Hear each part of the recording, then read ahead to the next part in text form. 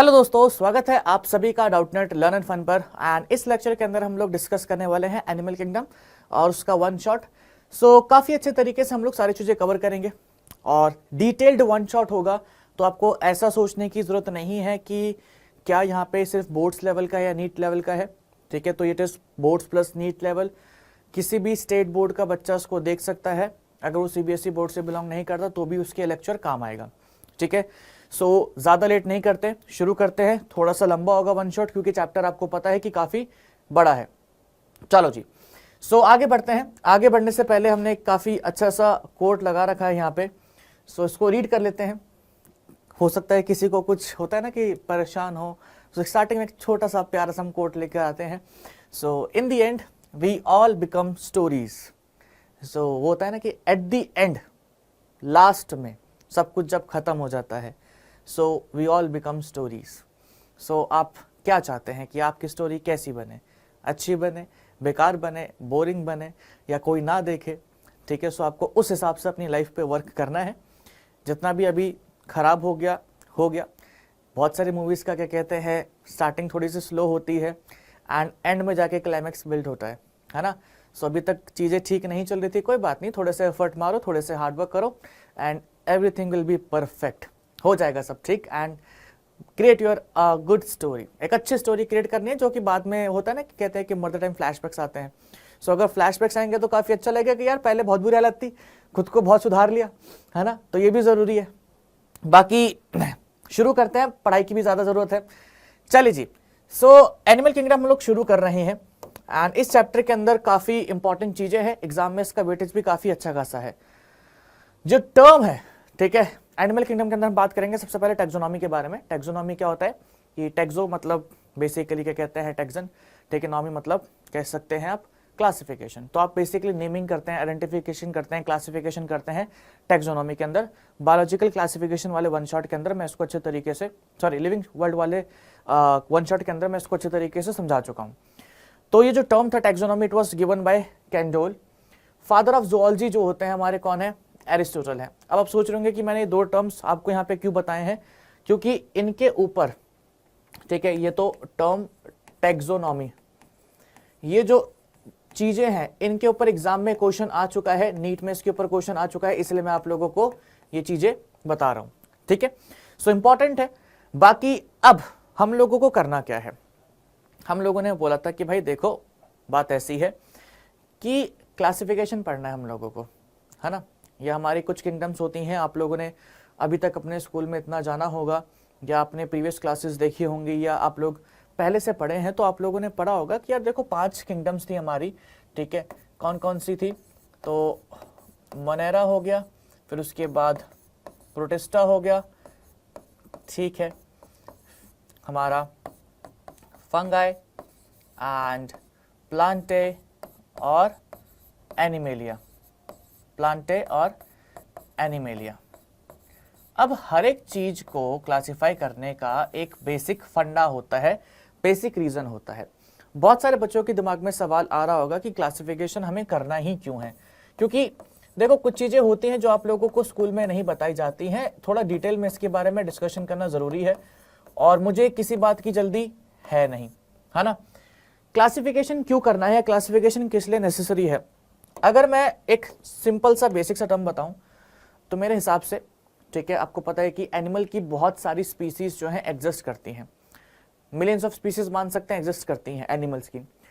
अब आप उन मिलियंस ऑफ स्पीसीज के हर एक के कैरेक्टर्स नहीं पढ़ सकते, लेकिन आप क्या कर सकते हैं, आप उनके बारे में कुछ बेसिक 5-6 प्रॉपर्टीज याद रख सकते हैं। कैसे याद रख सकते हैं? आप उन मिलियंस ऑफ स्पीसीज के ग्रुप्स बना दीजिए, उनको उन ग्रुप्स में प्लेस कर दीजिए, ठीक है। तो आपको कुछ 5-6 प्रॉपर्टीज या 5-6 कॉमन कैरेक्टर्स तो याद ही रहेंगे। हम लोग डाइवर्सिटी वाले चैप्टर के अंदर पढ़ते हैं, बायोलॉजिकल क्लासिफिकेशन के अंदर भी पढ़ते हैं कि हमारा एक हायरार्की होता है क्लासिफिकेशन का, that is kingdom, phylum, okay, kingdom, phylum, बहुत बढ़िया। उसके बाद kingdom, keep ought clean, class, order, family, genus and species, ठीक है, एंड स्पीसीज। सो ये हम हायरार्की लेवल के अंदर कह सकते हो डिफरेंट टाइप ऑफ रैंक्स पढ़ते हैं, ठीक है, बहुत बढ़िया। अब मान लीजिए कि जैसे हमारे पास एनिमल्स हैं। अब एनिमल ऐसा तो है नहीं कि सारे के सारे एक जैसे हैं, कुछ उड़ सकते हैं, कुछ पानी में रहते हैं, कुछ लैंड पे रहते हैं, कुछ के पास ऐसी कैपेबिलिटी होती है कि जो लैंड और वाटर दोनों जगह रह सकते हैं, बिल्कुल रह सकते हैं। एक छोटा सा एग्जांपल मैं आप लोगों को देना चाहूँगा। मैं जब भी क्लासिफिकेशन वगैरह जैसे चैप्टर्स पढ़ाता हूँ तो मैं हमेशा बच्चों को वैसे एग्जांपल देता हूँ। एग्जांपल के तौर पे मान लीजिए जैसे यहाँ पे आपके पास 100 स्टूडेंट्स के ग्रुप है, 100 स्टूडेंट्स का ग्रुप है, ठीक है। अब आपको ये पता लगाना है कि यार इस क्लास में, मतलब मैं इस क्लास के बच्चों का ना क्लासिफिकेशन करता हूँ, मान लेते हैं इस क्लास के बच्चों को ग्रुपिंग करता हूँ मैं, ठीक है। तो 100 में से मैंने कह दिया कि 40 स्टूडेंट्स जो थे दे वर इंटरेस्टेड इन किसमें, स्टडी, ठीक है। अच्छा, बाकी मैंने 60 बोल दिए कि ये जो थे ये स्पोर्ट्स में ज्यादा इंटरेस्टेड थे, क्योंकि बच्चों को थोड़ा होता है कि खेलना वेलना पसंद होता है। मतलब हमारे टाइम पे तो ऐसा होता था कि हमारा गेम्स का पीरियड होता था तो काफ़ी हम लोग एक्साइटेड हो जाते थे। अब पता नहीं, आजकल काफ़ी इंडोर गेम्स आ गई हैं, फ़ोन आ गया है, तो हो सकता है कि बाहर आपका खेलने वगैरह का मन ना करे, बट हमारे टाइम पे ऐसा होता था। तो कोई बात नहीं, मेरा मन कर रहा है मैं दे देता हूँ। अब स्टडी के अंदर भी 3 चीज़ें हैं, 3 ग्रुप्स हम बना देते हैं। कुछ बच्चे ऐसे होंगे जिसको साइंस वगैरह पढ़ना पसंद होगा, कुछ बच्चे ऐसे होंगे जिनको कॉमर्स वगैरह पढ़ना पसंद होगा, कुछ बच्चे ऐसे होंगे जिनको आर्ट्स पढ़ना पसंद होगा। स्पोर्ट्स में हम 2 कैटेगरी बना देते हैं। कुछ बच्चे ऐसे होंगे जिनको आउटडोर स्पोर्ट्स पसंद होंगे, यानी कि क्रिकेट वगैरह, ठीक है। कुछ होंगे जिनको इंडोर स्पोर्ट्स पसंद होंगे या इंडोर गेम्स पसंद होंगी, चेस वगैरह, ठीक है, बाकी सारी चीजें। अब साइंस के अंदर भी 2 हमारे पास ऑप्शन हैं, that is PCM and second option is PCB. अच्छा, एक और ऑप्शन होता है that is PCMB, MB. Outdoor games के अंदर भी हमारे पास बहुत सारे ऑप्शंस होते हैं, मैं अभी 2 ही लेके चलता हूं। एक मैं ले लेता हूं क्रिकेट का और एक मैं ले लेता हूं फुटबॉल का। अब मैं एक बार जरा यहां पे नंबर ऑफ स्टूडेंट्स जो है वो प्लेस कर देता हूं। जैसे हमने बोला कि भाई यहाँ पे कितने बच्चे हैं, 40 स्टूडेंट्स हैं, यहाँ पे 60 हैं।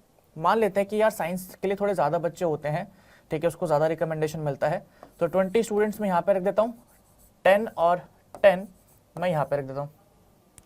अच्छा, अब होता क्या है कि जैसे पीसीएम और पीसीबी को ज़्यादा बच्चे प्रेफर करते हैं, पीसीएम भी लेने वाले बच्चे कम होते हैं। सो हम यहाँ पे कर देते हैं कितने, 8 8 16 कर दें, हाँ 8 कर देते हैं, 8 कर देते हैं, यहाँ पे 4 कर देते हैं। ज़रूरी नहीं है आप लोगों को इक्वली डिवाइड करना है, मैंने अपनी समझाने के लिए मैंने इजीली इसको ऐसे लिखा है ताकि वैसे हो जाए। आप यहाँ पे 7 लिख सकते हो, यहाँ पे 9 लिख सकते हो, यहाँ पे 4 लिख सकते हो, कोई दिक्कत नहीं है। स्पोर्ट्स की अगर बात करें तो आउटडोर गेम्स जो होते हैं उसके लिए ज़्यादा बच्चे थोड़े ऐसे एक्साइटेड होते हैं, इंडोर्स के लिए थोड़ा सा कम होते हैं, तो 40-20 कर दिया मैंने। क्रिकेट ज़्यादा बच्चे खेलना पसंद करते थे, फुटबॉल कम, तो 30 और 10 कर दिया मैंने, ठीक है। अब देखो यहाँ पे हुआ क्या, मान लो हमसे हमारी क्लास में कोई आया, ठीक है, उसने बोला कि यार कौन से बच्चे, किसी को पता करना है कि यार किसने बोला कि फुटबॉल कौन कौन बच्चा खेलता है। तो अब ये उसके पास 2 ऑप्शन थे। 2 ऑप्शन थे, वो क्या थे कि एक तो वो हर एक बच्चे से 100 बच्चों से पूछे कि तुम्हें फुटबॉल पसंद है, नहीं है, फुटबॉल पसंद है या नहीं है, फुटबॉल पसंद है या नहीं है, ठीक है। अब उसके बाद भी फिर वो क्या पूछेगा कि स्पोर्ट्स में अगर आपको खेलना पसंद है तो क्या आपको आउटडोर गेम्स इंडोर गेम पसंद है, या क्रिकेट या फुटबॉल पसंद है। तो ऐसे करने में टाइम लगेगा। अब उसके पास क्या एक पूरा का पूरा क्लासिफिकेशन है, वो क्लास में जाएगा, उसको ये पता है कि यार इस क्लास के 10 बच्चे हैं, ठीक है, ये 10 बच्चे हैं जिनको फुटबॉल खेलना पसंद है। तो क्लासिफिकेशन जो होता है चीज़ों का, कह सकते हो स्टडी या चीज़ों का सिलेक्शन जो है काफ़ी ईजी कर देता है। उसी तरीके से मान लो स्कूल में किसी का ओलंपियाड है, ठीक है, हम मान लेते हैं कि पीसीएमबी का ओलंपियाड है जिसमें 4 सब्जेक्ट्स आ रहे हैं। तो अब वो जो टीचर है वो हर बच्चे से पूछता कि भाई मतलब या 100 बच्चे हैं, सबसे पूछता कि किसका इंटरेस्ट है मैथ्स में, बायो में या बाकी सारी चीज़ों में, या ये पूछता किसको साइंस कॉमर्स आर्ट्स क्या पसंद है। तो अब उसको पता है लेकिन कि ये 4 बच्चे हैं एंड इनको पीसीएमबी में इंटरेस्ट है, तो वो सीधे 4 बच्चों के पास जाएगा, उनसे पता कर लेगा कि भाई आपको ओलंपियाड में पार्टिसिपेट करना है, नहीं करना है। क्लासिफिकेशन जो होता है चीज़ों का आइडेंटिफिकेशन काफ़ी ईजी कर देता है, चीज़ों की स्टडी को काफ़ी ईजी कर देता है। उसी तरीके से हमारे एनिमल किंगडम को भी क्लासीफाई किया गया है डिफरेंट फाइलम्स में, डिफरेंट ग्रुप्स में।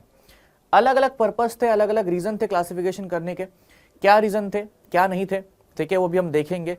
बट सबसे पहले अब यहाँ पे आते हैं आगे की तरफ। ये देखो बेसिस ऑफ क्लासिफिकेशन यहाँ से शुरू हो रहा है। तो आप लोगों को आई गेस ये भी पता होगा कि हमारा सबसे पहले क्लासिफिकेशन जो था आई गेस एरिस्टोटल ने ही दिया था, एनीमिया और इनेमिया, ठीक है, कि कौन सा एनिमल है जिसके अंदर रेड ब्लड है, किसके अंदर रेड ब्लड नहीं है। वो एग्जाम में इतना पूछा नहीं जाता है, एंड बायोलॉजिकल क्लासिफिकेशन वाले चैप्टर में उसको हम कवर कर लेंगे, बात की बात है वो, ये इंपॉर्टेंट है, पहले उसके ऊपर बात करते हैं। यहाँ से आपका मेन चैप्टर शुरू हो रहा है एंड यहीं से सारी की सारी कहानी है जो इंपॉर्टेंट है। अभी तक जो भी हम लोगों ने देखा था वो बेसिक इंट्रोडक्शन था, बस मैं एक बारी रिवाइज करवाना चाह रहा था कि किस तरीके से क्लासिफिकेशन होता है, आप लोगों को थोड़ा आइडिया या क्यों होता है उसको थोड़ा आइडिया लग जाए, टू मेक थिंग्स ईजी या to help in classification, classification से क्या होता है, टू इट हेल्प्स, क्या कहते हैं, to study the organisms easily. हम लोगों को सबको पढ़ने की जरूरत नहीं है, हम लोगों को उनके बेसिक प्रॉपर्टीज के बारे में पता लग जाता है विद हेल्प ऑफ क्लासिफिकेशन, और ये आप आगे भी देखेंगे जब हम धीरे धीरे चैप्टर में आगे जाएंगे। चलो जी, अब कुछ क्लासिफिकेशन के बेसिस थे, जब एनिमल किंगडम को क्लासिफाई किया जा रहा था तो कुछ बेसिस थे कि हाँ यार इस बेसिस पे हम एनिमल किंगडम को क्लासिफाई करेंगे। First point is level of organisation, next is symmetry, third is germinal layer, fourth is coelom, fifth is metamerism, फिर नोटोकॉर्ड। एम्ब्रियोनिक डेवलपमेंट का हम लोग इतना यहाँ पे एक्सपेक्ट नहीं देखेंगे, बट उसको भी लिया जाता है। एम्ब्रियोनिक डेवलपमेंट की इस तरीके से देखा जाता है कि डेवलपमेंट डायरेक्ट है, इनडायरेक्ट है, ओके, एंड बॉडी प्लान। अब इन सारी चीजों को मैं आप लोगों को एक एक करके अच्छे तरीके से समझाऊंगा एंड उसके बाद फिर हम अपने पहले फाइलम के ऊपर चलेंगे। एंड अगर आप लोगों ने इस सारे चीजों को, सारे पॉइंट्स को अच्छे तरीके से सुन लिया, इट विल टेक अपना 1 घंटा, 1 आवर लगेगा। अगर आप लोगों ने इन सारे पॉइंट्स को अच्छे तरीके से समझ लिया तो आपके लिए आने वाला चैप्टर काफी आसान हो जाएगा, बहुत ज्यादा, क्योंकि सही पे सारे के सारे एग्जाम्पल्स मैं दे दूंगा एंड वो सारे एग्जाम्पल्स आप लोगों के सामने आगे आएंगे। शुरू करते हैं। सबसे पहले level of organisation. Level of organisation से क्या मतलब हमारा कि भाई सब जो ऑर्गेनिज्म है उसके अंदर आप लोगों को क्या कंडीशन देखने को मिल रही है। जैसे कि अगर आप ये वाला चार्ट देखेंगे तो हमारे बेसिकली 4 लेवल ऑफ ऑर्गेनाइजेशन होते हैं। सेल हो गया, टिश्यू हो गया, ऑर्गेन हो गया, ऑर्गेन सिस्टम हो गया। उसके बाद तो ऑर्गेनिज्म बन ही जाता है, तो उसको हम कंसिडर करते नहीं है, क्योंकि अगर किसी के अंदर organ system level of organisation है तो वो अपना ऑर्गेनिज्म बनाई देगा। उसी तरीके से हमारे डिफरेंट कैटेगरीज यहाँ पे देखने को मिलती है। सबसे पहले यहाँ पे क्या बोला गया, सेल्यूलर लेवल ऑफ ऑर्गेनाइजेशन, ठीक है। तो यहाँ पे क्या होता है, cells are arranged as loose cell aggregates with some division of labour. तो यहाँ पे बॉडी के अंदर सिर्फ और सिर्फ क्या है, सेल्स हैं, और उन सेल्स के पास अलग अलग काम देखने को मिलता है। सेल्यूलर लेवल ऑफ ऑर्गेनाइजेशन हम लोगों को देखने को मिलता है किसके अंदर, पॉरीफेरास के अंदर। किसमें, पॉरीफेरा। अभी आप सोच रहे होंगे कि भैया पॉरीफेरा क्या है, अभी धीरे धीरे पता लगता रहेगा। एक फाइलम है, किंगडम एनिमेलिया, उसके बाद कौन सा आता है हमारा रैंक, फाइलम आता है, तो एक फाइलम है। तो पॉरीफेरा क्या है, एक फाइलम है, ठीक है। अब सेल्स कंबाइन करते हैं तो दे फॉर्म टिश्यू। तो उसके बाद हमें क्या देखने को मिलता है, टिश्यू लेवल ऑफ ऑर्गेनाइजेशन, यानी कि ऐसे ऑर्गेनिजम्स जिनकी बॉडी के अंदर आपको टिश्यू से डेवलप हुए दिख रहे हैं। देखो जैसे हम प्लांट किंगडम पढ़ते हैं कि हमारा सबसे पहले एल्गे था, उसके बाद फिर हमारा क्या आया, क्या कहते हैं अपना ब्रायोफाइटा आया, ठीक है। तो एल्गे के पास थायराइड बॉडी थी, ब्रायोफाइटा के पास थोड़ा सा वेल डेवलप्ड स्ट्रक्चर आया, टेडोफाइटा के पास थोड़े वैस्कुलर टिश्यूज आए, और जिम्नोस्पर्म के पास वेल डेवलप्ड वैस्कुलर टिश्यूज आ गए। एंजियोस्पर्म के पास वैस्कुलर टिश्यू वगैरह सब कुछ था, उसके पास क्या कहते हैं फ्लावर भी आ गया। तो हमने क्या देखा, ओवर द पीरियड एवोल्यूशन हुआ है। उसी तरीके से हम अपने एनिमल किंगडम के अंदर भी देखेंगे कि ओवर द पीरियड क्या होता रहेगा, आप लोगों को कॉम्प्लेक्सिटी बढ़ती हुई दिखाई देगी। सो यहाँ पे क्या है, सेल्यूलर लेवल ऑफ ऑर्गेनाइजेशन कौन शो करता है, पॉरीफेरा शो करता है। नेक्स्ट हमारा क्या है, टिश्यू लेवल ऑफ ऑर्गेनाइजेशन। यहाँ पे हमारे जो सेल्स होते हैं परफॉर्मिंग द सिमिलर फंक्शन, ये अरेंज करते हैं किसमें, टिश्यूज में। Example cnidarians and Ctenophora. तो टीनोफोरा के अंदर और नाइडेरियन के अंदर हम लोगों को क्या देखने को मिलता है, टिश्यू लेवल ऑफ ऑर्गेनाइजेशन देखने को मिलता है। नाइडेरियंस के अंदर और टीनोफोरस के अंदर we see tissue level of organisation. Okay जी, बात क्लियर है, ठीक है। टिश्यू जब कंबाइन करते हैं तो क्या बनता है, ऑर्गन बनता है। तो ऑर्गन लेवल ऑफ ऑर्गेनाइजेशन किसके अंदर, organ level of organisation in platyhelminthes tissues are group together to form organs. इन सारे फाइलम्स के नाम आगे भी आएंगे, ये एक एग्जांपल्स मैंने दिए, अभी इनके नाम आगे भी आएंगे। अभी के लिए आप यहाँ पे क्या याद रखोगे कि सेल्यूलर लेवल ऑफ ऑर्गेनाइजेशन देखने को मिलता है फाइलम पॉरीफेरा के अंदर, टिश्यू लेवल ऑफ ऑर्गेनाइजेशन हम लोगों को देखने को मिलता है नाइडेरियंस और टीनोफोरा के अंदर, ऑर्गन लेवल ऑफ ऑर्गेनाइजेशन देखने को मिलता है हम लोगों को प्लेटीहेल्मिन्थीज के अंदर, and last is organ system, जहां पे ऑर्गन्स कंबाइन करते हैं and they form an organ system. ये शुरू होता है हमारा कहां से, एस्केलमेंथीस से लेकर के कॉर्डेट्स तक, ठीक है, एस्केलमेंथीस से लेकर के कॉर्डेट्स तक। बहुत बढ़िया। तो ये पहला बेसिस ऑफ क्लासिफिकेशन था, जहां पे आप लोगों ने क्लासिफिकेशन किया है on the basis of what, on the basis of level of body organisation. ठीक है, बहुत बढ़िया। नेक्स्ट पे आते हैं। नेक्स्ट हमारा क्या है, सिमेट्री। तो सिमेट्री के बेसिस पे भी हम लोगों ने क्लासिफिकेशन किया है। अब जैसे आप लोग पहला केस देख रहे हो, सिमेट्री होता क्या है कि बॉडी जो है उसकी शेप कैसी है, क्या वो इक्वल हाफ में डिवाइड हो सकती है, नहीं हो सकती है, अगर हो रही है तो कितने एक्सेस से हो सकती है, that all comes under symmetry. अब इसको मैं एग्जांपल से समझाऊंगा, ज्यादा इसके अंदर वो नहीं करूंगा मैं। अगर आप पहला केस देखोगे या पहली क्या कहते हैं कंडीशन देखोगे, इस केस में, एक मिनट रुकिए मेरे को थोड़ा सा, हाँ जी बहुत बढ़िया। अगर आप इस केस को देखोगे, यहां से इसको ऐसे डिवाइड करते हो अगर आप, ठीक है, इसको थोड़ा मैं इधर कर दूं, हाँ, यहां से अगर आप इसको ऐसे डिवाइड कर रहे हो तो क्या ये इक्वल हाफ में डिवाइड हो रहा है, बताओ जी। रेड से कर दूं, रेड सही विजिबल है, ब्लैक से ही कर देते हैं एंड इसको थोड़ा सा हम, चलो ऐसे ही रहने देते हैं। यहां से इक्वल हाफ में डिवाइड हो रहा है, बहुत सारे बच्चे बोलेंगे भैया नहीं इक्वल हाफ में डिवाइड नहीं हो रहा है, तो ये कैसा हो जाएगा हमारा, एसिमेट्रिक हो जाएगा। ठीक है, अगर वहीं पे आप यहां पे आते हो इस केस में, सो इस केस में अगर आप ऑर्गेनिज्म को देखते हो इस वाले को, तो अगर आप यहां से कट कर रहे हो तो यहां पे एक्सिस बना हुआ है, इसलिए मैंने ड्रॉ नहीं करा है। यहां पे एक्सिस बना हुआ, यहां से इक्वल हाफ में डिवाइड होगा, यहां से भी अगर कट करोगे तो भी इक्वल हाफ में डिवाइड होगा। अच्छा जी, अब मैं यहां से एक बारी, रुको एक मिनट, इसको कॉपी करके, ठीक है, मैं इधर ले आता हूं। अगर मैं इसको इस एक्सिस से कट करूंगा तो भी ये इक्वल हाफ में डिवाइड होगा। क्यों भाई साहब, होगा नहीं होगा, बिल्कुल होगा, कोई दिक्कत वाली बात नहीं है।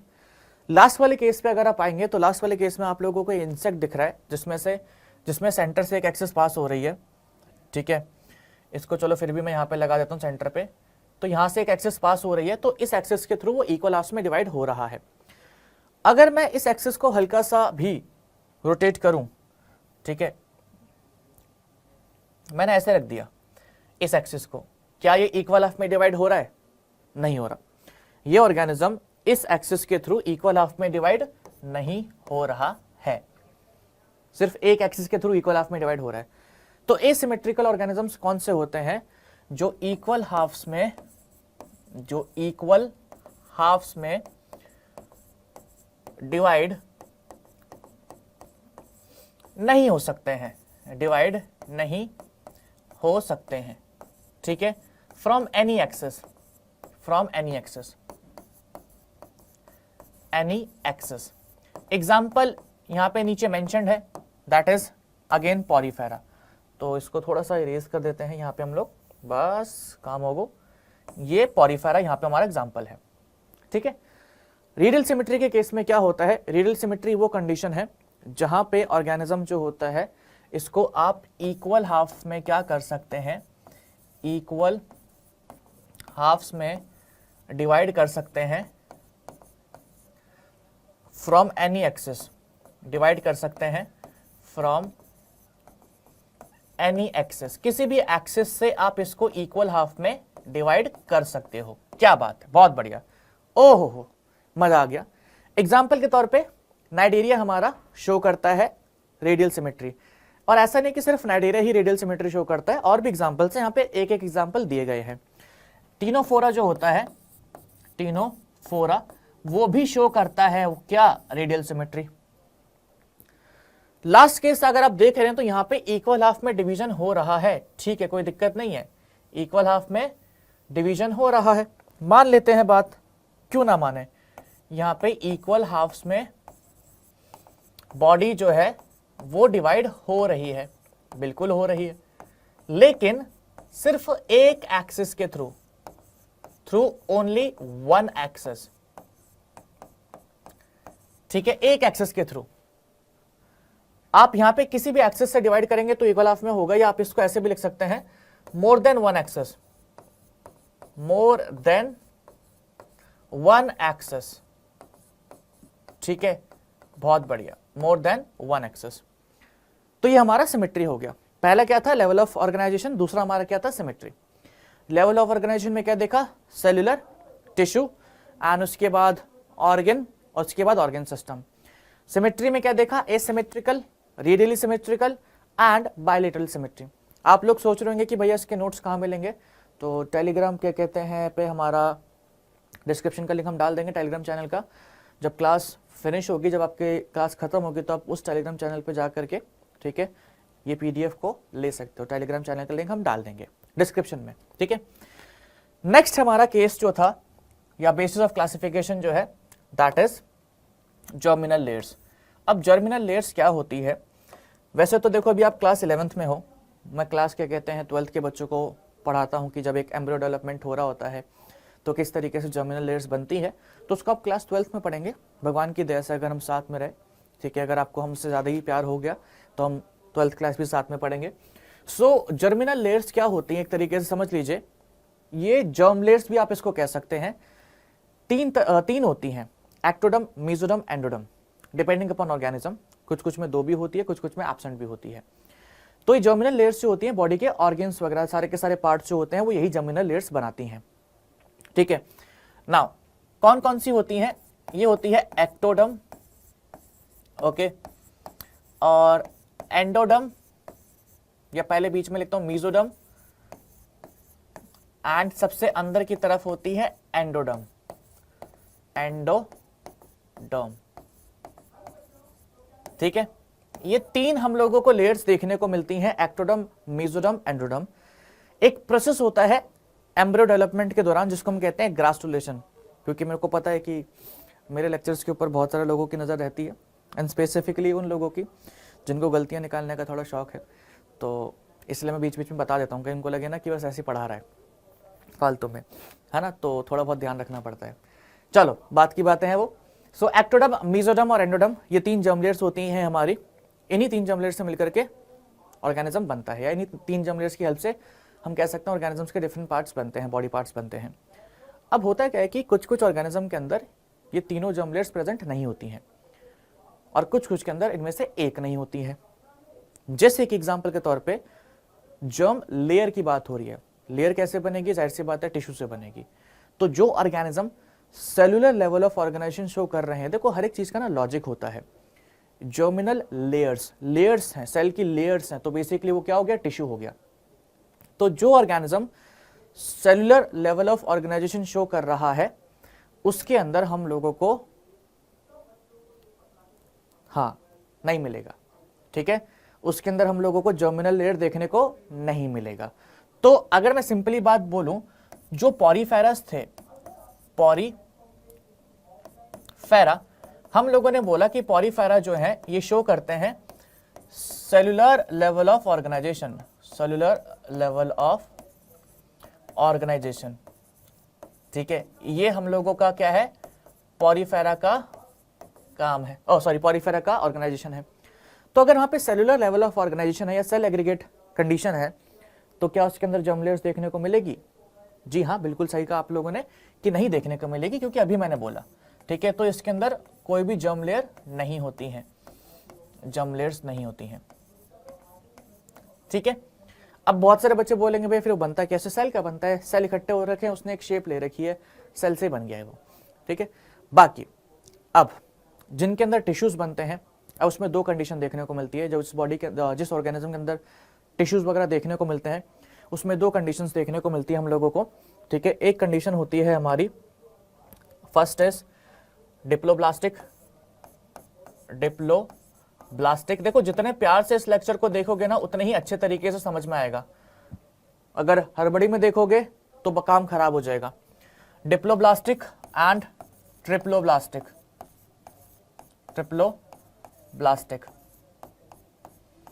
Diploblastic and triploblastic. डिप्लोब्लास्टिक वो कंडीशन होती है जिन ऑर्गेनिज्म के अंदर हम लोगों को 2 जर्म लेयर्स देखने को मिलती हैं, एक्टोडम और एंडोडम। मैंने आपसे क्या कहा था, 3 जर्म लेयर्स होती हैं, एक्टोडम, मेसोडम और एंडोडम, ठीक है। लेकिन जिन ऑर्गेनिजम्स के अंदर 2 जर्म लेयर्स होती है उसको हम क्या कहते हैं, डिप्लोब्लास्टिक ऑर्गेनिजम्स कहते हैं। एग्जाम्पल के तौर पे हमारे जो नाइडेरिया होता है, नाइडेरिया जिसको हम सीलेंट्रेट्स भी कहते हैं, अगर इसके बारे में आगे पढ़ेंगे, एंड टीनोफोरा, वहां पे हम लोगों को क्या कंडीशन देखने को मिलती है, वहां पे हम लोगों को डिप्लोब्लास्टिक कंडीशन देखने को मिलती है। वहीं पे अगर आप बगल वाला केस देखोगे तो यहां पे आप लोगों को एक्टोडर्म देखने को मिल रही है, अंदर एंडोडर्म प्रेजेंट है ही, और उसके बीच में आप लोगों को मेसोडर्म भी देखने को मिल रही है। दिख रहा है, कुछ गलत तो नहीं बोल रहा। सो इस कंडीशन में आप लोगों को 3 जर्मलेट्स देखने को मिल रही है, इसलिए इसको क्या बोला गया, ट्रिप्लोब्लास्टिक। किसमें, प्लेटीहेलमिन्थेस के बाद, या ये कंडीशन प्लेटीहेलमिन्थेस से शुरू हो जाती है और हर ऑर्गेनिज्म में देखने को मिलती है। प्लेटीहेलमिन्थेस से हर ऑर्गेनिज्म में ये कंडीशन देखने को मिलती है। अभी आप लोग थोड़ा एग्जांपल्स के ऊपर फोकस करो, बाकी ये क्या है, प्लेटीहेलमिन्थेस के बाद क्या आता है क्या नहीं आता है, वो आपको धीरे धीरे जैसे हम चैप्टर में आगे चलेंगे पता लगता रहेगा। ठीक है, अब एक छोटी सी बात मेरे को बतानी है, जिन ऑर्गेनिज्म के अंदर डिप्लोब्लास्टिक कंडीशन होती है या 2 जर्मलेट्स होती हैं, वहां पे एक्टोडर्म के बीच में और एंडोडर्म के बीच में आप देख रहे हैं यहाँ पे एक थोड़ा सा जेलेटिनस सा पोर्शन होता है, जेली लाइक पोर्शन होता है, या फ्लूइड भी आप कह सकते हैं प्रेजेंट होता है, उसको हम कहते हैं मीजोग्लिया।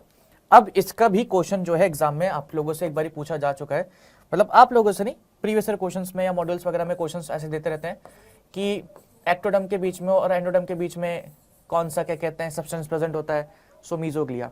या ये पूछ लेते हैं कि मीजोग्लिया किस में प्रेजेंट होता है, सो नाइडीरिया के अंदर और टीनोफोरा के अंदर मीजोग्लिया देखने को मिलता है। ओके, नाउ नेक्स्ट हमारा क्या कहते हैं बेसिस ऑफ क्लासिफिकेशन है, दैट इज सीलोम। सीलोम क्या होता है, coelom is basically space between body wall and gut wall. इसको भी अच्छे तरीके से समझने की कोशिश करते हैं। सीलोम क्या है, it is space between body wall and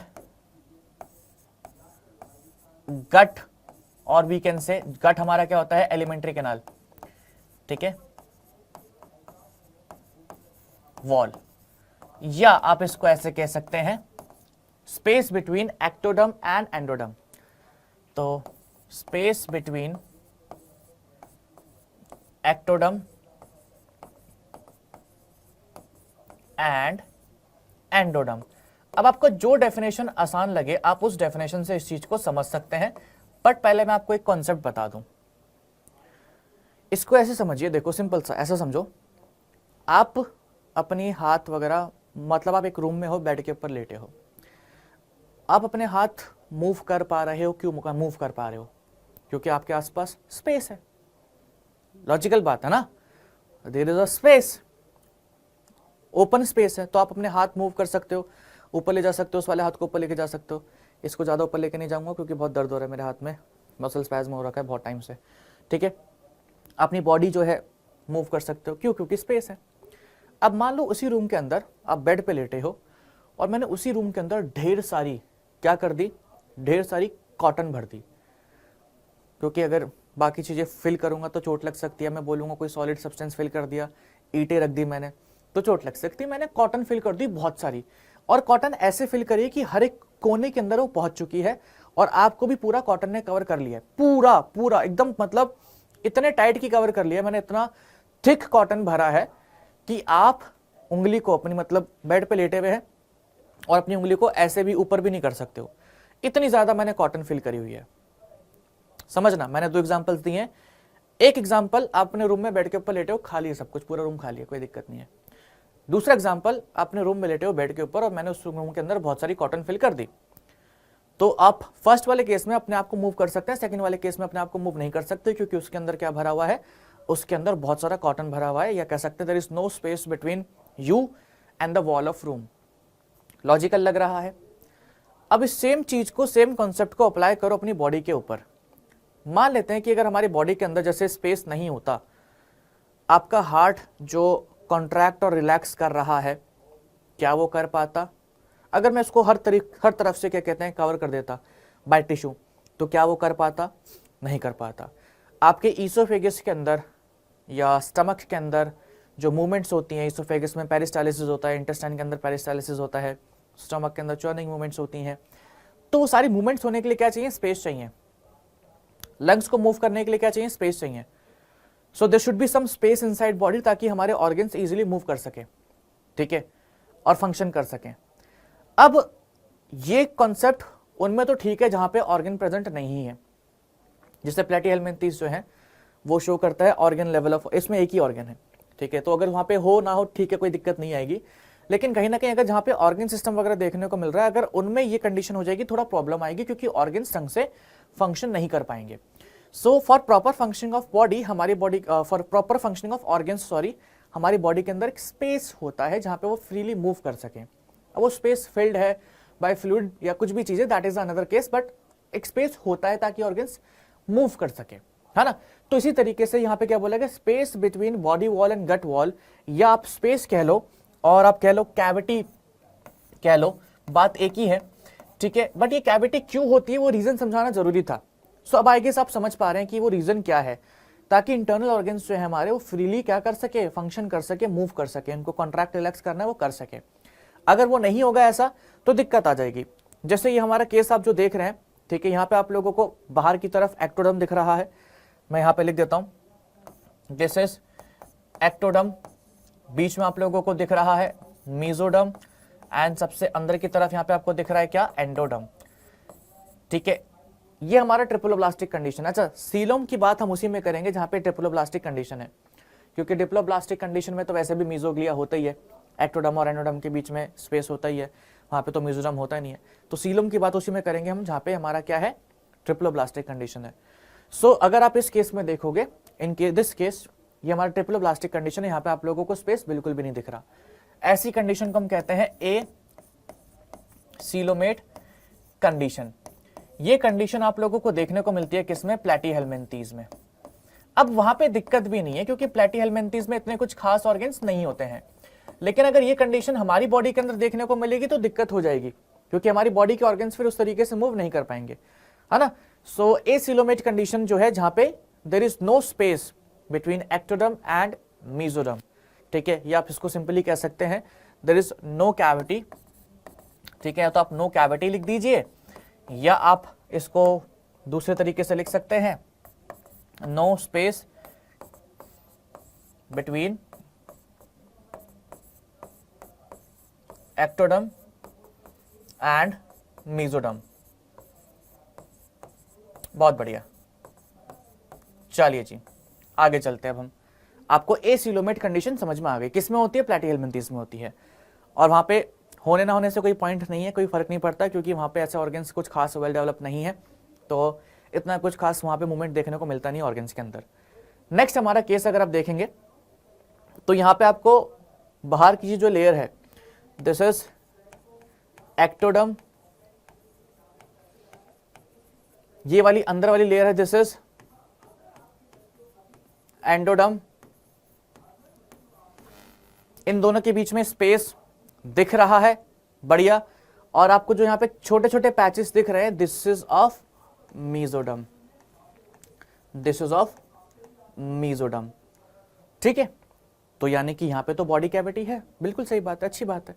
लेकिन उससे पहले एक और केस हम देखेंगे, फिर वापस यहां पे आएंगे। उसके बाद हमारा जो नेक्स्ट केस है, मैं बार बार इधर क्यों आ जाता हूं, थोड़ा सा इधर कर देते हैं इसको। ये वाला केस अगर आप देखेंगे तो यहां पे आपको क्या दिख रहा है, बाहर की तरफ दिस इज एक्टोडम, एंड ये पिंक कलर का आप लोगों को मीजोडम दिख रहा है, एंड अंदर की तरफ ब्लू कलर का यहाँ पे एंडोडम दिख रहा है। एंड यहाँ पे भी आप लोगों को स्पेस दिख रहा है, किसके बीच में, एक्टोडम के बीच में और एंडोडम के बीच में। लेकिन अगर आप इस वाले इमेज को और इस वाले इमेज को थोड़ा सा फोकस करेंगे, थोड़ा सा ध्यान देंगे, तो आपको एक चीज दिखाई देगी। एक बारी देखो ध्यान से, थोड़ा सा टाइम दो, कुछ दिखाना चाह रहा हूं। यहाँ पे आप लोगों को एक्टोडम दिख रहा है, यहाँ पे आपको एंडोडम दिख रहा है, और यहाँ पे स्पेस भी है, और बीच बीच में उस स्पेस में मीजोडम के पैचेस प्रेजेंट है। लेकिन यहाँ पे हम क्या देख रहे हैं, यहाँ पे हमारा एक्टोडम है, अंदर की तरफ एंडोडम है, यहाँ पे मीजोडम है, ठीक है, और बीच में स्पेस भी है। अगर आप इस केस में देखेंगे तो यहाँ पे जो स्पेस है, ये जो स्पेस है बिटवीन एक्टोडम एंड एंडोडम, या between body wall and gut wall, ठीक है, इट इज सराउंडेड बाय यहाँ पे जो बॉडी कैविटी है, बॉडी कैविटी जो है in case of this image, it is surrounded by mesoderm. अगर आप ध्यान से देखेंगे तो it is surrounded by mesoderm on every side, हर तरफ से मीजोडम से सराउंडेड है। इस कंडीशन को हम क्या कहते हैं, इस कंडीशन को हम सीलोमेट कंडीशन कहते हैं और टू सीलोमेट कंडीशन कहते हैं। या ऐसी बॉडी कैविटी को हम ट्रू बॉडी कैविटी कहते हैं। हर तरफ से किससे सराउंडेड है, मेसोडर्म से सराउंडेड है। सो ये हमारी सीलोमेट कंडीशन है and this is true body cavity, true body cavity. अब आप पूछोगे भैया लास्ट वाले में क्या गड़बड़ है। लास्ट वाले में गड़बड़ यह है कि वहां पे स्पेस है एक्टोडर्म के बीच में और एंडोडर्म के बीच में, कोई दिक्कत वाली बात नहीं है, but that space is not completely surrounded by mesoderm. ठीक है, यहां पे हम सिंपली ऐसे लिख सकते हैं कि जो बॉडी कैविटी है is not surrounded by mesoderm, not surrounded है बाय मेसोडर्म।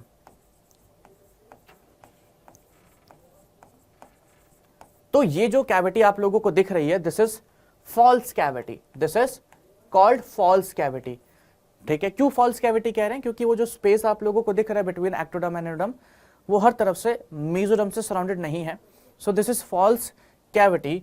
और टेक्निकली इसको हम क्या कहते हैं, टेक्निकली इसको हम कहते हैं सूडोसीलोमेट कंडीशन।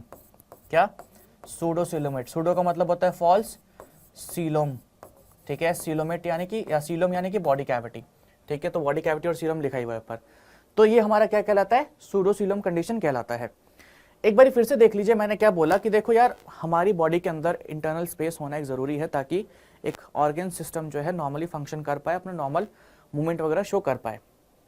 ठीक है, अब ये उनके अंदर जरूरी नहीं है जहाँ पे ऑर्गन्स इतने वेल डेवलप नहीं है, तो ठीक है, ट्रिप्लोब्लास्टिक कंडीशन शो कर रहा है, यहाँ पे स्पेस भी नहीं है। प्लैटीहेलमिन्थेस के अंदर, उनके अंदर कुछ खास ऑर्गन्स भी नहीं है, लेकिन एस्केलमिन्थेस के अंदर थोड़ा सा ऑर्गन्स वगैरह डेवलप हो जाते हैं।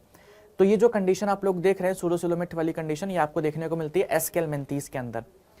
यहाँ पे सूडोसीलोम हम क्यों कह रहे हैं, क्योंकि एक्टोडर्म और मेसोडर्म के बीच में स्पेस, सॉरी एक्टोडर्म और एंडोडर्म के बीच में स्पेस तो है, but that space is not completely surrounded by mesoderm, बल्कि वहाँ पे क्या प्रेजेंट है, मेसोडर्म के पैचेस प्रेजेंट है। नेक्स्ट केस में यहाँ पे आपको क्या दिख रहा है कि एक्टोडर्म और एंडोडर्म के बीच में स्पेस है and that space is completely surrounded by mesoderm. ठीक है, फ्रॉम एवरी साइड, बाहर की तरफ से भी, अंदर की तरफ से भी, हर तरफ से उस स्पेस को किसने सराउंड कर रखा है, मेसोडर्म ने सराउंड कर रखा है। ये हमारा क्या है, एक ट्रू सीलोमेट कंडीशन है या सीलोमेट कंडीशन है। ये हम लोगों को देखने को मिलती है एनेलिडा से लेकर के एकदम एंड कॉर्डेटा तक। ठीक है, तो अब इसके बारे में भी डिस्कशन करेंगे, जब हम फाइलम्स पढ़ेंगे तो आपको पूरा क्लियर हो जाएगा। सो एनेलिडा के बाद, एनेलिडा से लेकर के एंड तक यानी कि कॉर्डेट तक आपको ये कंडीशन देखने को मिलती है। कूल है, बहुत बढ़िया। तो हम लोगों ने कौन कौन से बेसिस ऑफ क्लासिफिकेशन पढ़ लिए, सबसे पहला level of organisation, next symmetry, and उसके बाद हमारा क्या है, बॉडी सीलोम या बॉडी कैविटी है। ठीक है, अगले पे आते हैं, that is body plan. Body plan is somehow similar to, कह सकते हो, चलो ठीक है, रहने दो, कोई बात नहीं। बॉडी प्लान तीन तरीके के होते हैं, सेल एग्रीगेट, उसके बाद ब्लाइंड सैक और tube within tube body plan. Cell aggregate कौन सा कंडीशन होता है, यहाँ पे बॉडी जो होती है it is made up of loose cell aggregate, जैसे कि पॉरीफेरा की बॉडी हम लोगों ने देखा था, वो शो करती है सेलुलर लेवल ऑफ ऑर्गेनाइजेशन। ये इतना इंपॉर्टेंट नहीं है, ये हम इतना इंपॉर्टेंट नहीं है, हम लोगों के लिए इंपॉर्टेंट क्या है, ब्लाइंड सैक बॉडी प्लान और tube within tube body plan. Blind sac body plan वो होता है जहां पे आप लोगों को क्या देखने को मिले, सिंगल ओपनिंग देखने को मिले, सिंगल ओपनिंग देखने को मिले, किसमें, for ingestion of food and for egestion of food, यानी कि फूड इनटेक करने के लिए और फूड को बाहर निकालने के लिए आपको क्या देखने को मिले, सिंगल ओपनिंग देखने को मिले। That plan is called blind sac body plan. ठीक है, तो सिंगल ओपनिंग है किसके लिए, फॉर इनटेक, ठीक है, और बाहर निकालने को क्या कहते हैं, अपटेक और आउटटेक। मुझे नहीं पता, मैं इंजेक्शन में थोड़ा टेक्निकल, मेरी इंग्लिश थोड़ी सी कमज़ोर है, बट मैं टेक्निकली ठीक है, बायो में अच्छा हूं, तो मैं यहाँ पे इंजेक्शन और इजेशन लिख देता हूँ, इंजेक्शन और इजेशन सिंगल ओपनिंग से हो रहा है, या आप इसको और आसान टर्म्स में कह सकते हैं कि mouth is anus, sorry mouth and anus same opening है। तो that is blind sac body plan. ये आप लोगों को किस में देखने को मिलता है, सीलेंट्रेट से लेकर के प्लैटीहेलमिन्थेस में। ठीक है, सीलेंट्रेट हो गया हमारा, नाइडेरिया हो गया, प्लैटीहेल्मिन्थेस हो गया, उसमें देखने को मिलता है। And tube within tube body plan, tube within tube body plan आप लोगों को क्या शो करता है कि यहाँ पे आपको दो ओपनिंग देखने को मिलेगी, एक तो यहाँ पे माउथ हो गया और एक यहाँ पे एनस हो गया। सो यहाँ पे क्या बोला गया था, सीलियन से प्लैटीहेल्मिन्थेस, और वहाँ पे क्या बोला है, एस्केल्मिन्थेस टू कॉर्डेट्स। अब मुझे ऐसा लग रहा है कि आप लोग ना थोड़ा सा चाह रहे होंगे कि भैया ये सारे क्या नाम है, मतलब ये क्या कंडीशन है, ठीक है। तो मैं आपको एक काम करता हूँ, मैं आपको एनिमल के फाइलम्स जो हैं उनके एक बारी नाम बता देता हूँ ताकि आप लोगों के लिए चीज़ें आसान हो जाए, और मैं आप लोगों को एक बारी रिवाइज भी करवा दूंगा। यहाँ तक का जो पोर्शन है वो मैं आप लोगों को एक बारी रिवाइज भी करवा दूंगा। सो मेरे पास स्पेस कहाँ है, वैसे स्पेस तो किसी के पास है ही नहीं आजकल, ठीक है, सबका ही दिमाग खराब हो रखा है। चलो इस वाले पेज का यूज कर लेते हैं। हाँ जी, तो एनिमल किंगडम जो होता है हमारा, उसके अंदर हम लोगों को कितने फाइलम्स देखने को मिलते हैं। सबसे पहले लेट्स स्टार्ट विद, पेन का कलर चेंज कर लें भाई साहब, थोड़ा सा समय दिया करें। तो पॉरीफेरा, पॉरीफेरा, पॉरीफेरा के बाद आता है हमारा नाइडेरिया, जिसको हम सीलियन भी बोलते हैं। फिर आता है हमारा टीनोफोरा, नेक्स्ट इज प्लैटीहेल्मिन्थेस,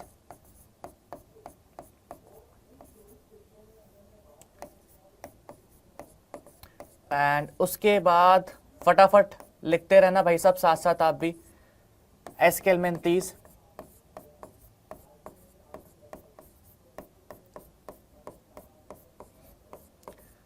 फिर आता है हमारा एनालिडा, आर्थ्रोपोडा,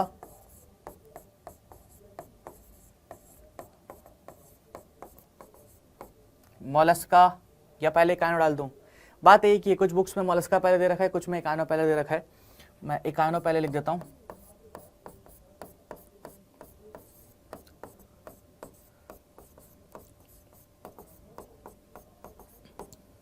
फिर मोलस्का,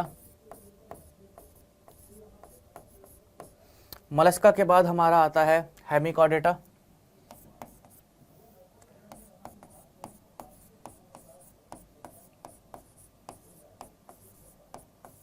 एंड हेमिकॉर्डेटा के बाद आता है Chordata.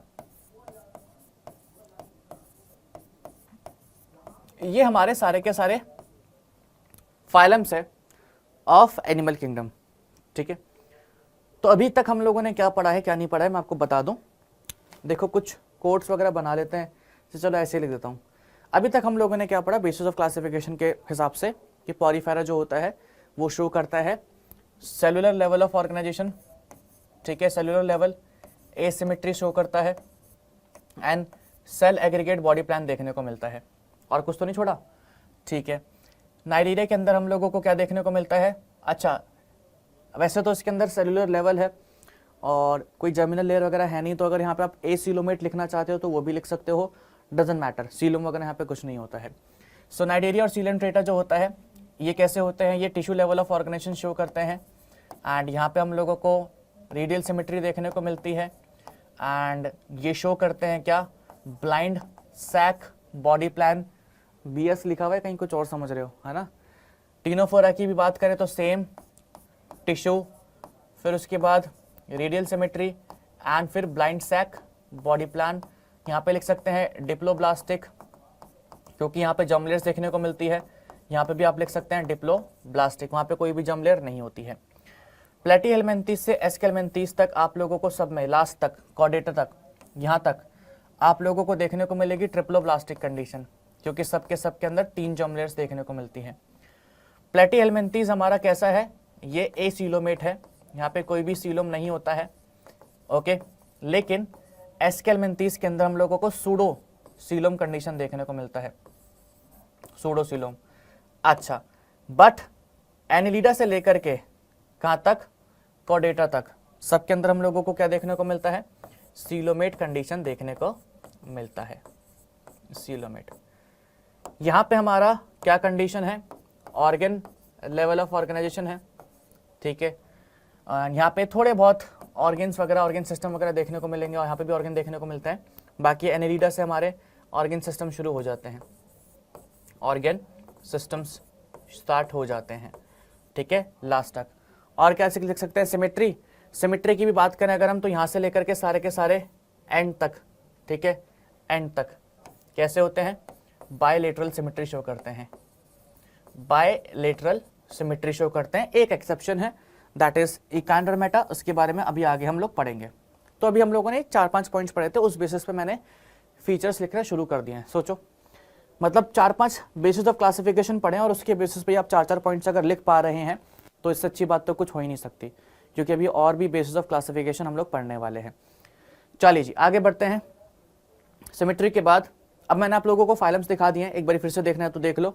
Porifera, Cnidaria, Ctenophora, Platyhelminthes, Aschelminthes, Annelida and Arthropoda, फिर Echinodermata, Mollusca, Hemichordata, Chordata. Chordata के अंदर हम लोगों को 3 सब फाइलम्स देखने को मिलते हैं, यूरो, सिफेलो एंड वर्टिब्रेटा। सो उसके बारे में भी डिस्कशन कर लेंगे, ठीक है। चलो जी बढ़ते हैं आगे की तरफ। नेक्स्ट हमारा बेसिस ऑफ क्लासिफिकेशन जो है आफ्टर दी सेल या बॉडी प्लान इज सेगमेंटेशन। अब कुछ ऑर्गेनिजम्स के अंदर हम लोगों को सेगमेंटेशन देखने को मिलता है, यानी कि बॉडी के अंदर डिविजन्स देखने को मिलती हैं। सेगमेंटेशन 2 तरीके का हो सकता है। एक सेगमेंटेशन होता है हमारा सूडो सेगमेंट और एक होता है हमारा मेटामेरिक सेगमेंटेशन। एक होता है कैसा, मेटामेरिक सेगमेंटेशन। सूडो सेगमेंटेशन क्या होता है उसके बारे में जरा जिक्र करते हैं। जैसे कि यहां पे देखो मैंने एक ऑर्गेनिज्म बनाया, अगर आप इसको, अब देखो मैंने ऐसे ऊपर से थोड़े से कट्स लगा दिए। अगर आप इस ऑर्गेनिज्म को ऊपर से ऑब्जर्व करोगे, जब देखोगे, बाहर से देखोगे, ऊपर से भी क्या बाहर से देखोगे, तो आपको लगेगा कि यार इसके ऊपर क्या हो रखा है। इसको थोड़ा सा हल्का सा और ऐसे करना है तो कर देते हैं, अगर नहीं विजिबल है तो। अगर आप इसको ऊपर से ऑब्जर्व करेंगे तो आपको ऐसा लगेगा कि इसकी बॉडी के ऊपर या इसकी बॉडी सेगमेंटेड हो रखी है, बीच में से डिवाइडेड हो रखी है। एक तो ये सेगमेंटेशन हो गया। एक सेगमेंटेशन ये हो सकता है कि यहां पे एक ऑर्गेनिज्म है,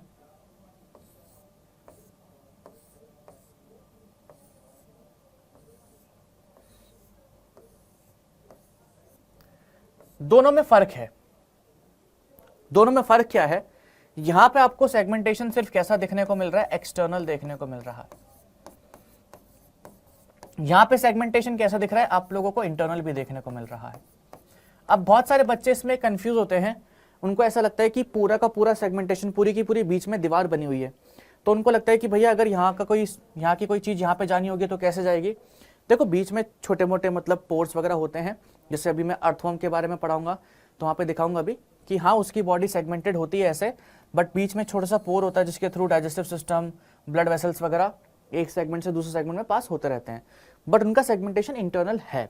यहाँ पे सेगमेंटेशन सिर्फ सुपरफिशियल है, तो ये बाहर की तरफ देखने को मिलता है, ये हमारे इंटरनल सेगमेंटेशन देखने को मिलता है, ठीक है। इंपॉर्टेंट क्या है, हम लोगों से एग्जाम में इसके एग्जाम्पल्स पूछे जाते हैं।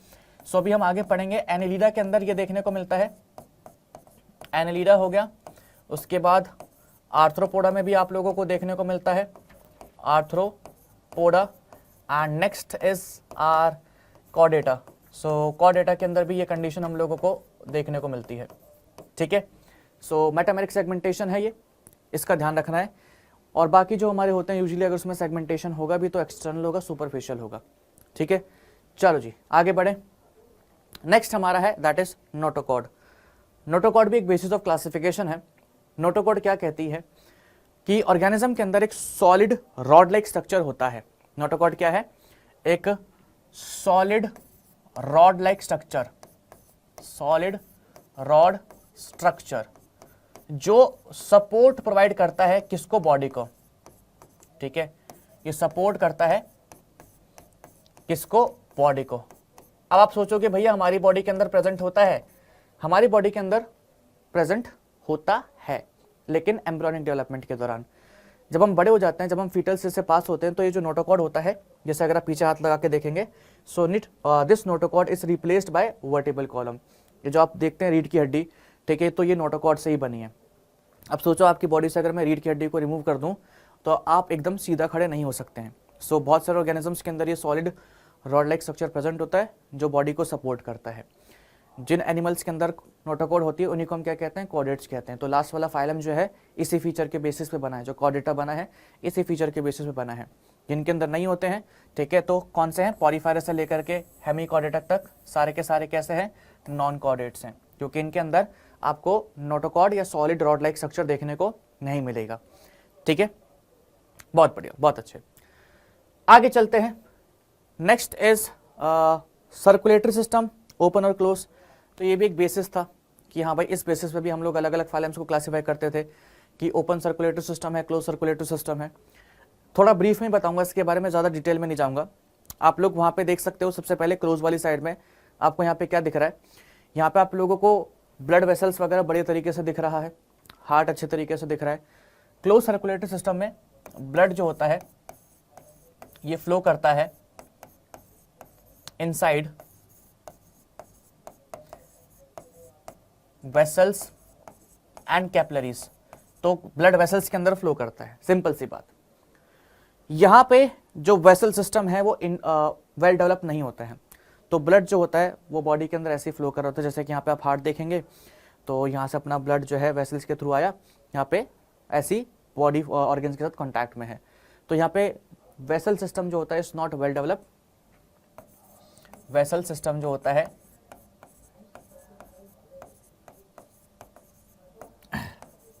नॉट वेल डेवलप्ड, ठीक है। और ब्लड जो होता है वो फ्लो करता है ओपनली, या फिर इसको दूसरी भाषा में ऐसे भी कह सकते हैं कि जो ब्लड होता है हमारा, ब्लड जो होता है in case of open circulatory system वो डायरेक्ट कांटेक्ट में होता है ऑर्गन्स के साथ। डायरेक्ट कांटेक्ट में होता है किसके, ऑर्गन्स के साथ। वहाँ पे तो क्या कैपिलरीज के थ्रू डिफ्यूजन वगैरह हो रहा है, यहाँ पे तो डायरेक्टली, जैसे मान लो ये ऑर्गन्स हैं, ये येलो कलर के स्ट्रक्चर, तो ब्लड इनके डायरेक्ट कांटेक्ट में होता है, ठीक है। सो यहाँ पे वेसल सिस्टम वेल डेवलप नहीं है, वहाँ पे वेसल सिस्टम वेल डेवलप है। आप देख भी सकते हैं, इमेज भी बढ़िया तरीके से दिख रही है, कोई कंफ्यूजन होना नहीं चाहिए। नेक्स्ट हमारा क्या है, एम्ब्रियोनिक डेवलपमेंट। एम्ब्रियोनिक डेवलपमेंट में सिर्फ एक ही चीज़ देखनी है, ज़्यादा कुछ नहीं। सो यहाँ पे दो कंडीशंस है, दैट इज प्रोटोस्टोमिएट्स और ड्यूट्रोस्टोमिएट्स। देखो, स्टोमिया या स्टोमा का मतलब होता है माउथ, ठीक है। स्टोमा का मतलब जो है दैट इज माउथ। तो इसको ना बच्चे बहुत सारे रटने की कोशिश करते हैं। प्रो का मतलब पहले, ठीक है, प्रो का मतलब पहले। तो प्रोटोस्टोमिएट्स वो होते हैं जिनके अंदर फर्स्ट ओपनिंग जो होती है वो क्या बनती है, माउथ बनती है, या पहले माउथ बनता है फिर उसके बाद एनल ओपनिंग बनती है। जो प्रोटोस्टोम्स वो होते हैं जिसके अंदर पहली ओपनिंग जो होती है माउथ बनती है, बाद में एनल ओपनिंग बनती है। तो मैं ब्लास्टोपोर वगैरह पे भी नहीं जाऊंगा क्योंकि उससे ज़्यादा कन्फ्यूजन हो जाएगा। सो अभी के लिए बस इतना याद रखिए कि प्रोटोस्टोमिएट्स कौन से होते हैं जिसके अंदर पहले फर्स्ट ओपनिंग जो होती है वो कौन सी डेवलप होती है, फर्स्ट ओपनिंग जो डेवलप होती है that is mouth, okay. So Platyhelminthes से मोलस्कास तक जो होते हैं वो ये कंडीशन शो करते हैं। ड्यूट्रो का मतलब होता है लेट और वी कैन से बाद में। सो लेट स्टोमा मतलब माउथ। तो यहाँ पे माउथ जो होता है लेट बनता है, बाद में बनता है, यानी कि यहाँ पे फर्स्ट ओपनिंग जो होती है वो बॉडी के अंदर कौन सी बनती है, एनल ओपनिंग बनती है। So in case of deuterostomates anal opening पहले बनती है, एनस पहले बनता है एंड बाद में फिर माउथ बनता है। एग्जाम्पल इकानोडर्मेटा, हेमीकॉर्डेटा और कॉर्डेट्स के अंदर ये कंडीशन देखने को मिलती है, ओके। बहुत ईजी है, बहुत सिंपल है। प्रो का मतलब पहले, स्टोमा का मतलब माउथ। सो प्रोस्टोमिएट्स यानी कि ये प्रोटोस्टोमिएट्स, तो पहले माउथ बना है। ड्यूट्रो का मतलब बाद में, लेट, एंड स्टोमा का मतलब माउथ, तो लेट माउथ बना है, पहले एनल ओपनिंग बनी है, ओके। नेक्स्ट हमारे यहाँ पे अब क्लासिफिकेशन वाला स्लाइड आ रहा है। तो क्लासिफिकेशन वाला स्लाइड एक बारी मैं समझाऊंगा आप लोगों को अच्छे तरीके से, एंड उसके बाद फिर हम फाइलम के फीचर्स पे शुरू कर देंगे। पॉलीफेरा वगैरह जो है, बाकी सारे डिफरेंट फाइलम्स जो हैं, इनको फटाफट अच्छे तरीके से सारे फीचर्स देख करके, इनके बारे में समझ करके इसको खत्म करेंगे, ठीक है। चलिए जी, चलते हैं आगे। ओके, सो हम लोगों ने बहुत सारे फीचर्स देख लिए हैं, एंड यहाँ पे आप देखेंगे तो क्लासिफिकेशन दिखा रखा है आप लोगों को। किंगडम एनिमलिया को सबसे पहले दो कह सकते हैं सब किंगडम्स में डिवाइड किया गया है, पैराजोआ एंड यूमेटोजोआ। पैराजोआ के अंदर आप लोगों का पॉलीफेरा आ रहा है, जहाँ पे हम लोग बात करते हैं about cellular level of organisation. And Eumetazoa में आपका टिश्यू, ऑर्गन और ऑर्गन सिस्टम आता है, जहाँ पे हम लोग देखते हैं कौन कौन से, जो भी अपने सीलेंट्रेटर नाइडेर, उसके बाद सारे के सारे फाइलम्स किस में आते हैं, यूमेटाजोआ में आते हैं। फिर सिमेट्री के बेसिस पे यहाँ पे रेडिएटा कर रखा है, यहाँ पे बायलेटरल कर रखा है। डिप्लोब्लास्टिक रेडियल सिमेट्री हम लोगों को देखने को मिलती है सीलेंट्रेट्स के अंदर और टीनोफोरस के अंदर। वहाँ पे लेवल ऑफ ऑर्गेनाइजेशन जो होता है डिप्लोब्लास्टिक होता है, 2 जम लेयर्स होती हैं, तो टीनोफोरा एंड सीलेंट्रेटा दे रखा है। बायलेटरल के अंदर फर्दर सब डिवीजन है, प्रोस्टोमस और ड्यूटोस्टोमस, ये जस्ट हम लोगों ने अभी कवर किया था।